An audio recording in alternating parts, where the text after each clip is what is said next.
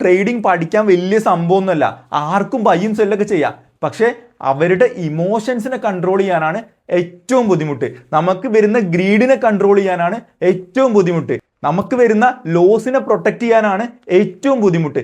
Forex ട്രേഡിങ്ങിനെ പറ്റി പഠിക്കുന്ന 5ാമത്തെ വീഡിയോയിലേക്ക് എല്ലാവർക്കും സ്വാഗതം. ഏകദേശം 4 എപ്പിസോഡിലായിട്ട് നമ്മൾ ഫുൾ സ്ട്രാറ്റജിനെ പറ്റിയിട്ടാണ് പഠിച്ചിട്ടുണ്ടായിരുന്നത്. പക്ഷേ ഇന്നത്തെ വീഡിയോയിൽ സംതിങ് സ്പെഷ്യൽ. സ്റ്റോക്കിലാണെങ്കിലും ഫോറക്സിലാണെങ്കിലും ക്രിപ്റ്റോയിലാണെങ്കിലും നിങ്ങൾക്ക് ഈ ഒരു കാര്യം ശ്രദ്ധിച്ചില്ല എന്നുണ്ടെങ്കിൽ 8ന്റെ പണി കിട്ടും. കാരണം നിങ്ങൾ എത്ര നന്നായിട്ട് ട്രേഡ് ചെയ്യുന്ന ആളായിക്കോട്ടെ, എത്ര നന്നായിട്ട് ബൈയും സെല്ലും കറക്റ്റ് ഡിമാൻഡ് സോണിൽ നിന്ന് വാങ്ങിക്കുന്ന ആളായിക്കോട്ടെ, എനി ഹൗ നിങ്ങൾ പോയി ചാടും എന്നുള്ളതിൽ ഒരു സംശയമില്ല. നിങ്ങളുടെ ക്യാപിറ്റൽ വാഷ് ഔട്ട് ആവാൻ നിങ്ങൾ എത്ര അറിവുള്ളവരായിട്ടും കാര്യമില്ല. നിങ്ങൾ വിചാരിക്കുന്നുണ്ടാവും എന്താണ് ആ സാധനം എന്നുള്ളത്. That would be called risk management. ആ ഒരു സാധനം ട്രേഡിങ്ങിൽ ഇല്ല എന്നില്ലെങ്കിൽ നിങ്ങൾ എന്തൊക്കെ ചെയ്തിട്ടും കാര്യമില്ല, നിങ്ങളുടെ പൈസ ഇങ്ങനെ ടക്ക് ടക്ക് ടക്ക് ടക്ക് എന്ന് പറഞ്ഞിട്ട് ലൂസ് ആയിക്കൊണ്ടിരിക്കും. എന്താണ് റിസ്ക് മാനേജ്മെന്റ് എന്നുള്ളത് നമുക്ക് ഡീറ്റെയിൽ ആയിട്ട് പഠിക്കാം. ശ്രദ്ധിച്ചു കേട്ടോ. ഒരു കാര്യം നിങ്ങൾ ആദ്യം മനസ്സിലാക്കുക, മാർക്കറ്റിനെ 100% ഒരാൾക്കും പ്രെഡിക്റ്റ് ചെയ്യാൻ പറ്റത്തില്ല. 100% പ്രെഡിക്റ്റ് ചെയ്യുന്ന ആരെങ്കിലും ഉണ്ടെങ്കിൽ ഒരാളെന്റെ മുന്നിലേക്ക് ഒന്ന് കാണിച്ചു കൊണ്ടാ. ലോസ് ഉണ്ടാക്കാത്ത ഒരു ട്രേഡറും ഇന്ന് നിലവിലില്ല.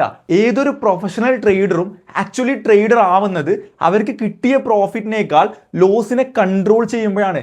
ഫോർ എക്സാമ്പിൾ, ഒരു ട്രേഡിൽ നമുക്ക് $100 ലാഭം എന്നുണ്ടെങ്കിൽ നെക്സ്റ്റ് 2 ട്രേഡ് അവർക്ക് ലോസ് വന്നാൽ വരെ നമുക്ക് കിട്ടിയ പ്രോഫിറ്റിന്റെ മേലെ പോവാതെ നമ്മൾ പ്രൊട്ടക്ട് ചെയ്യുന്ന പരിപാടിനെയാണ് നമ്മൾ പ്രോപ്പറായിട്ട് റിസ്ക് മാനേജ് ചെയ്യുക എന്നുകൊണ്ട് ഉദ്ദേശിക്കുന്നത്. നിങ്ങൾ ഏത് സ്ട്രാറ്റജിയിൽ ട്രേഡ് ചെയ്യുകയാണെന്നുണ്ടെങ്കിലും നിങ്ങൾ ഉറപ്പായിട്ടും 1:2 എങ്കിലും റിസ്ക് റിവാർഡ് എടുക്കാൻ വേണ്ടി ശ്രദ്ധിക്കുക.